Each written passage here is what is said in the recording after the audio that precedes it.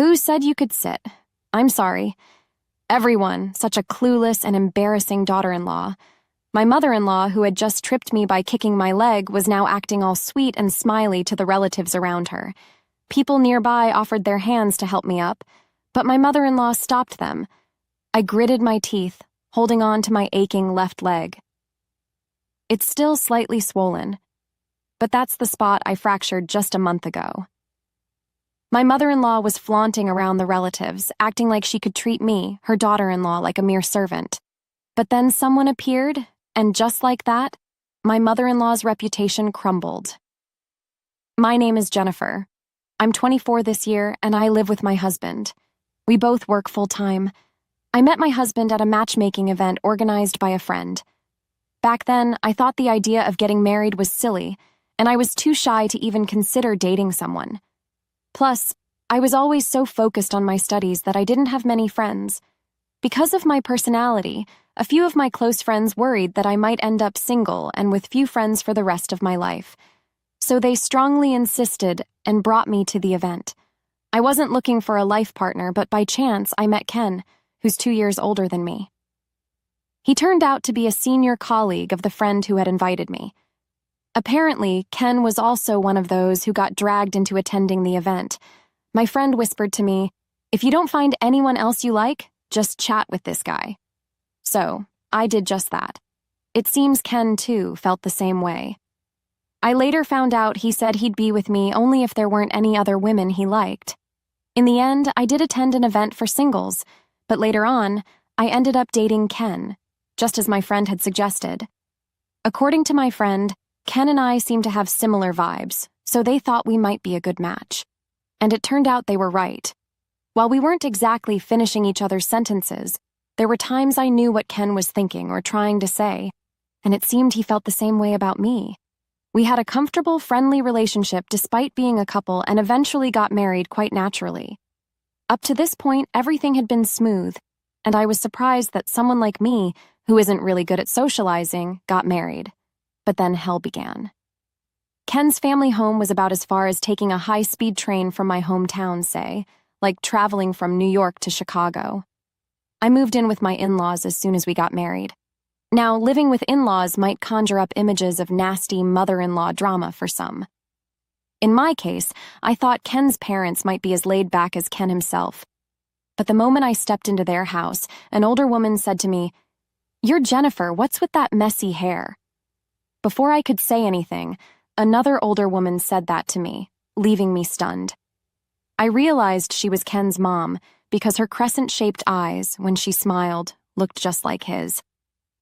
"It's a pleasure to meet you. I hope you like this." Trying to hide my unease, I handed over a gift box that was in a paper bag.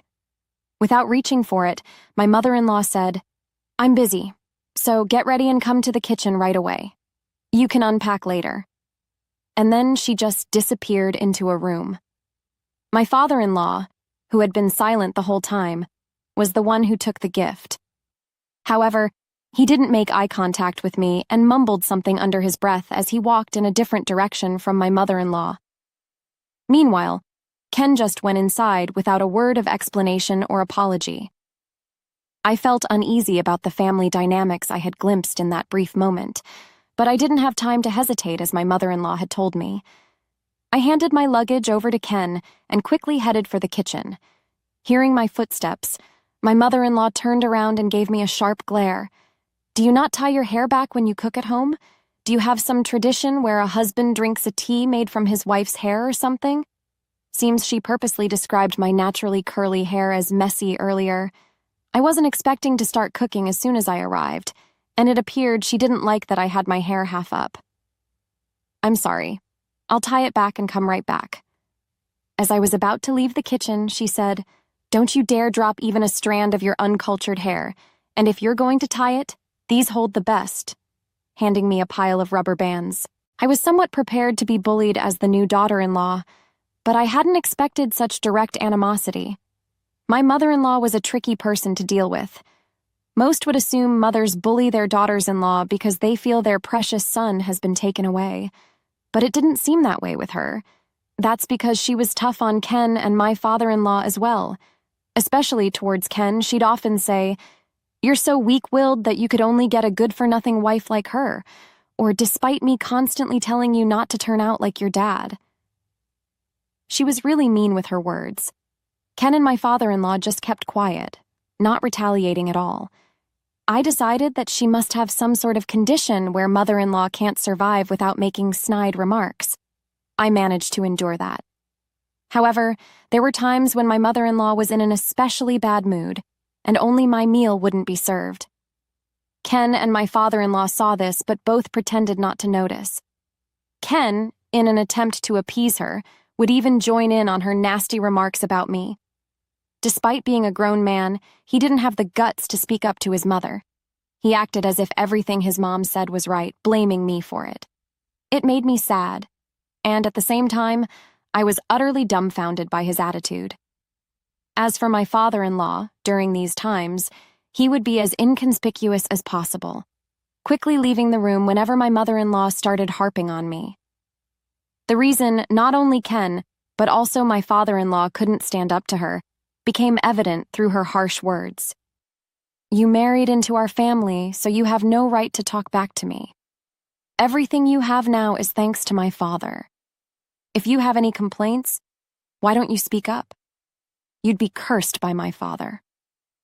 It didn't seem like the father-in-law was afraid of being cursed, but he seemed to feel inferior because he married into the family. Having seen his father being submissive to his mother since he was young, Ken probably realized that his mother was the strongest in the family, just like his father. He always tried to gauge his mother's mood and would either stay silent or agree with her, no matter what she said. I, already anxious about living in my in-laws' house, was soon faced with a predicament. From the day we started living together, I was made to accompany my mother-in-law on her weekly grocery and household shopping trips. One day, after getting used to carrying bags full in both hands, I went to the usual supermarket that my mother-in-law always frequents. It was a weekend, so the elevator we usually took was crowded, and we couldn't use it right away. Impatient, my mother-in-law quickly grew frustrated that there wasn't a single elevator on the ground floor, exclaiming, "Forget it, it's a waste of time to wait here, let's just use the stairs." Though she always has me fetch even just a single TV remote for her, it was surprising to hear such words from my mother-in-law. If I dared to speak out, I felt like she might just bite my head off, so I silently obeyed, walking diagonally behind my fast-paced mother-in-law. I reached out instinctively when she almost tripped over the hem of her dress. In that split second, I stretched out my hand and supported her back to prevent her from falling.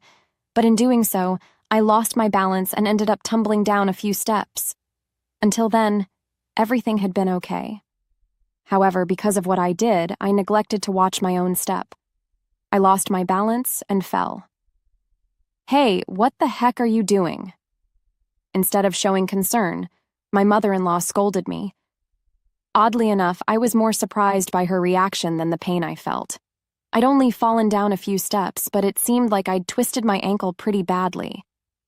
Noticing the rapidly swelling ankle, my mother-in-law clicked her tongue in annoyance. "Ugh, you're so clumsy. With that ankle, you won't be able to carry the groceries properly. Just wait in the car. It's pointless having you here." I don't want to sound ungrateful, but it's pretty harsh considering I got hurt while trying to help my mother-in-law. But if I mentioned that, she'd probably snap at me even more. So I just quietly went back to the car, reclined the seat, and took a rest. The next day, once the household chores had settled down, I went to the doctor around noon. I thought it was just a sprain, but it turned out I had a hairline fracture, and they gave me crutches for the way home. I texted mother-in-law about it, letting her know I'd gotten medicine and would be a bit late. The lack of a response was par for the course, letting me know mother-in-law didn't care in the slightest. Struggling with crutches I wasn't used to, I got home only to be immediately told by my mother-in-law to change the light bulb in the bathroom. The ceiling is high, so just use the ladder from the backyard and make sure to clean that dirty floor. I was taken aback by her usual uncaring attitude.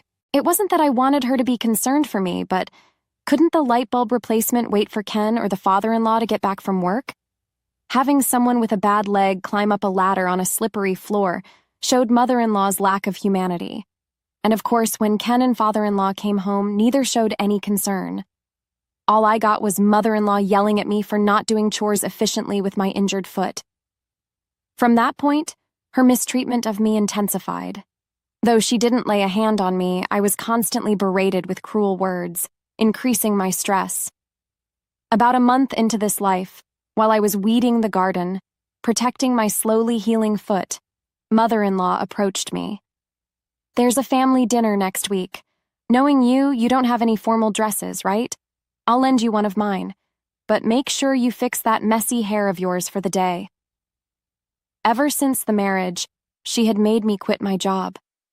I had no money of my own, yet mother-in-law never stopped taking digs, even about the texture of my hair. Thanks to her, I was always forced to tie my hair up tightly, making me feel like I was aging even more. Ken said that family dinners are held about once every 3 months, and everyone who gathers there holds a high social status. Whether they're highly educated and employed at major companies or entrepreneurs with over 500 employees under them, they're all elites in their respective fields. It seems when I actually went, I noticed that in the parking lot of the reserved restaurant, everyone was standing around in groups, chatting and mingling with those high-status individuals. Even though I was the newbie, many approached me to chat. But my mother-in-law would almost always intervene. "This is my daughter-in-law, Jennifer. Sure, she's dressed up nicely now, but on a regular day, if no one says anything, she'd be in sweatpants with unkempt hair. It seems she put in extra effort today knowing she'd meet all of you. Honestly, it's a bit much, isn't it?" Despite the awkward smiles from others, my mother-in-law kept bad-mouthing me. Some kind person tried to divert the conversation, but my husband Ken either stayed silent or just nodded along to whatever his mom said.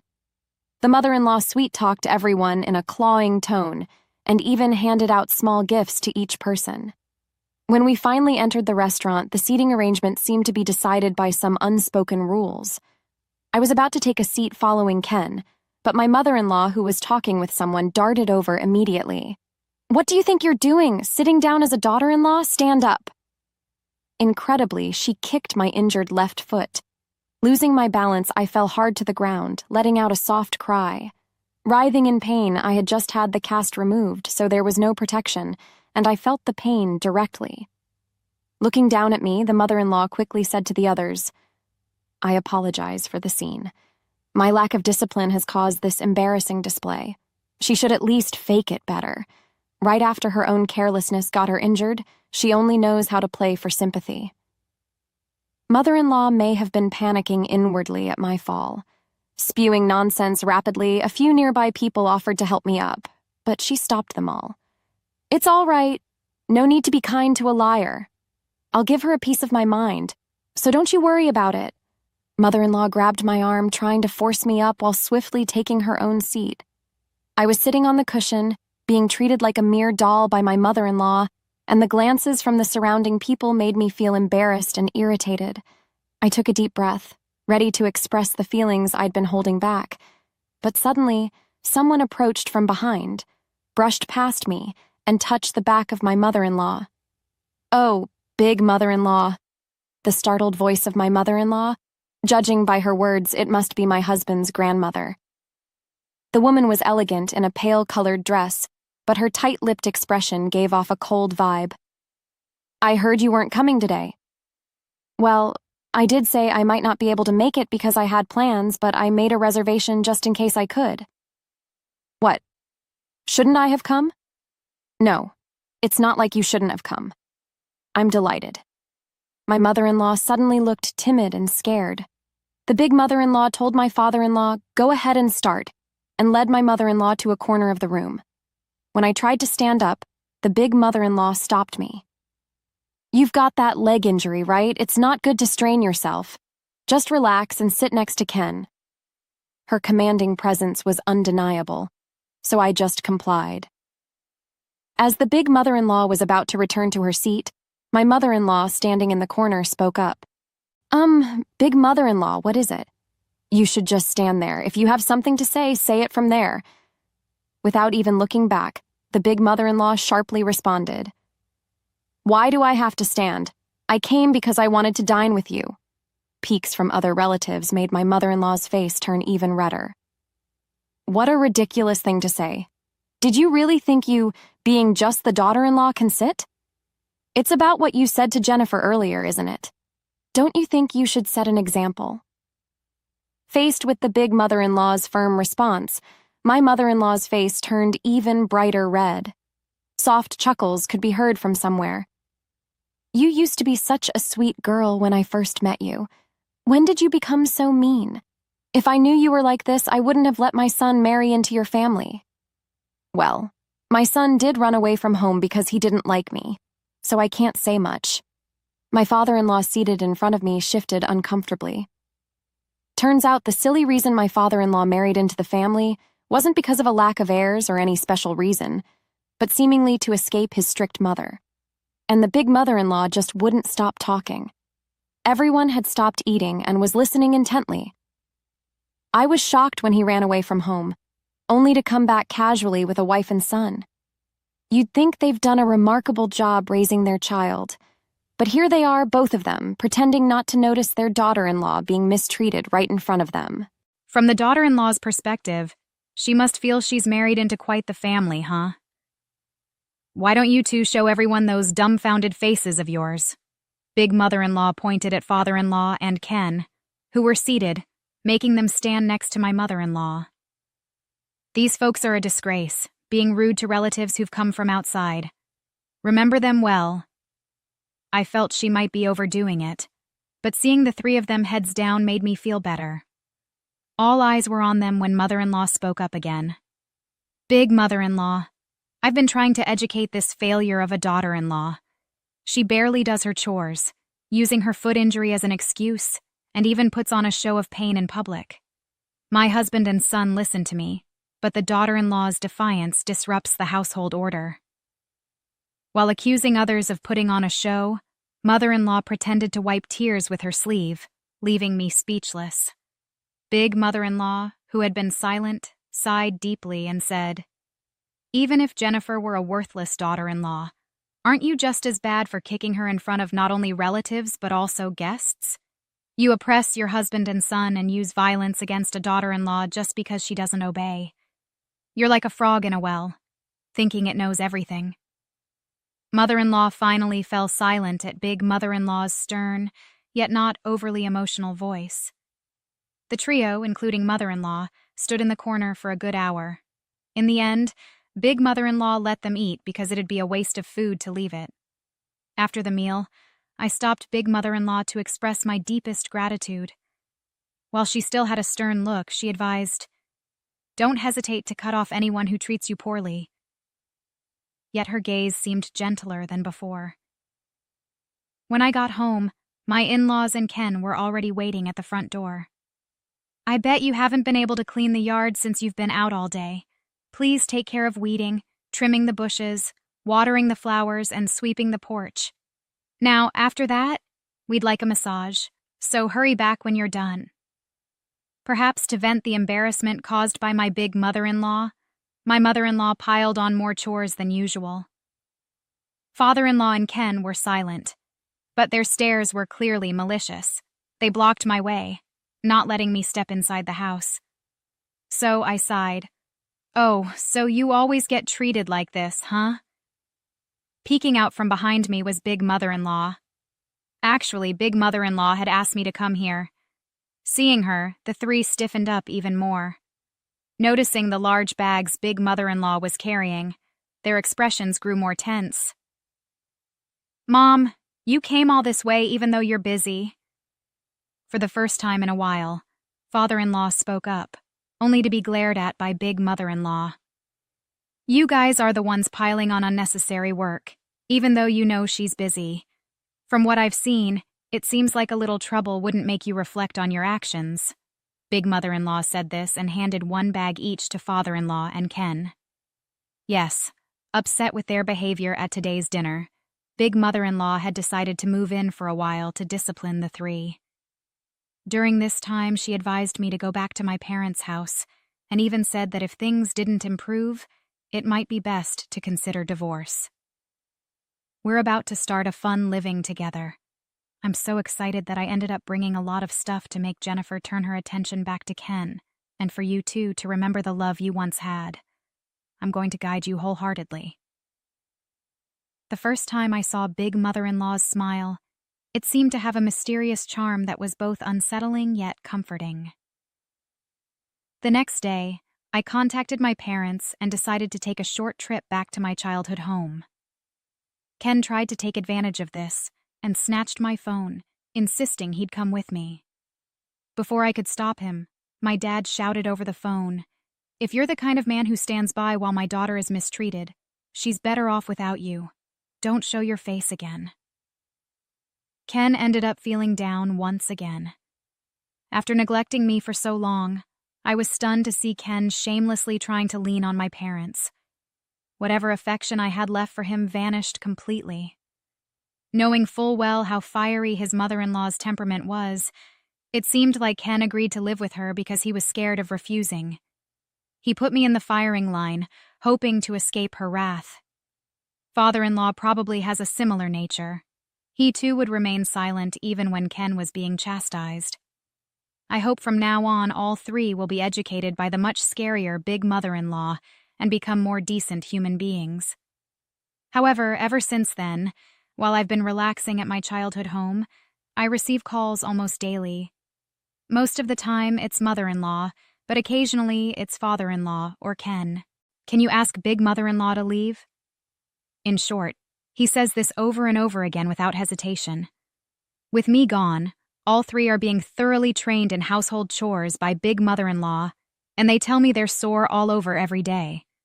On top of the physical exhaustion, they can't take out their frustrations on a daughter-in-law, so the atmosphere at home is constantly tense.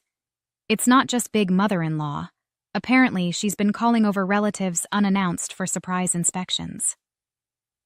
The three of them are made to entertain the guests, spending their days in a state of constant tension. All three kept playing the victim, saying things like, "Kick out the Big Mother-in-law and come back.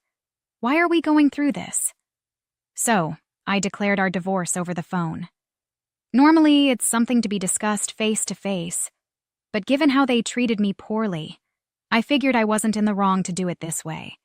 With the mediation of the Big Mother-in-law, the divorce process was completed smoothly. I continued to stay at my childhood home, searched for a job, and decided to start a new life. Half a year later, a minor incident occurred at my workplace. Shockingly, my ex-husband, along with my in-laws, had tracked down my workplace and showed up unannounced. I wondered where the leak had come from, but then I got a call from Big Mother-in-law. She told me the letter Jennifer sent was opened without permission. Maybe that's how they found out. I calmed down the apologetic Big Mother-in-law and assured her that there was no harm done. At the entrance of my company, 3 of them were restrained by multiple security guards. Watching quietly from the floor above, I noticed they were repeatedly mentioning my name. They probably couldn't stand the scolding from Big Mother-in-law any longer. But Mother-in-law used to curse me with foul words every day, and both Father-in-law and Ken turned a blind eye. So it's no surprise they're in this situation now.